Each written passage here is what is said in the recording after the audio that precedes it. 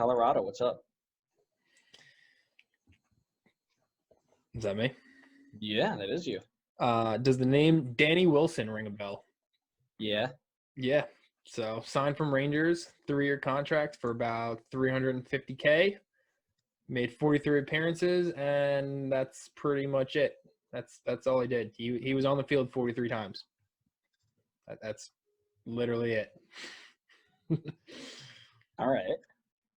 I went with Gabriel Torres. He was the first designated player in Colorado Rapids history, and he was certainly one to forget. He had the DP spot for 3 seasons, and he's played in 55 games, getting 10 goals and 5 assists with an average rating of 6.6 over 3 seasons. 55 games over 3 seasons for your designated player is not something to write home about, and certainly only getting 10 goals and 5 assists is not good enough either. At the same time, his time with with Colorado was not successful for them. He was there. 2013, they weren't too bad, but he was only there for 8 appearances that year. And then the following year that he was there, Colorado didn't even make the playoffs. So felt like kind of a waste of a DP spot for them for 3 seasons. Yeah, I was wrong. Danny Wilson has 2 goals in 43 games. So not nothing, but not a lot. He's also a center back, maybe. He's also a center back. Doesn't matter. Do something.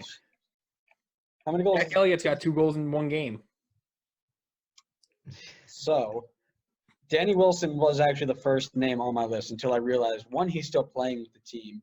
2, he was a part of the back line from last year that made them somewhat enjoyable to watch, if I remember correctly. They did all right last year, right?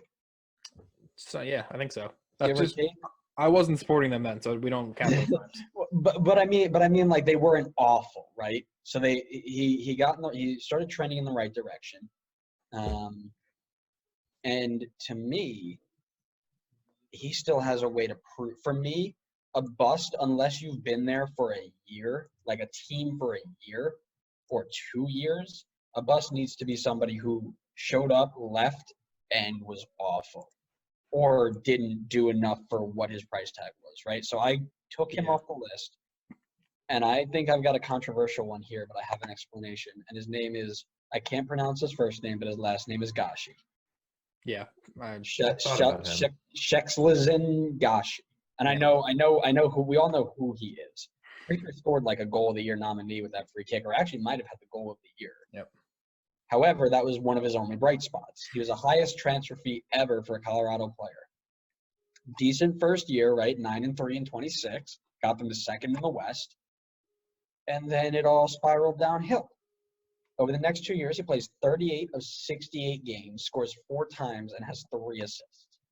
That's your record signing, playing 38 games out of 68 and scoring 4 times as an attacking mid or a winger and getting 3 assists.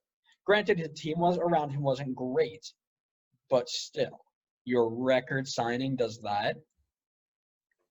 Not it for me. That's not numbers that say you're decent. So I'm going to go ahead and put the big old B on him.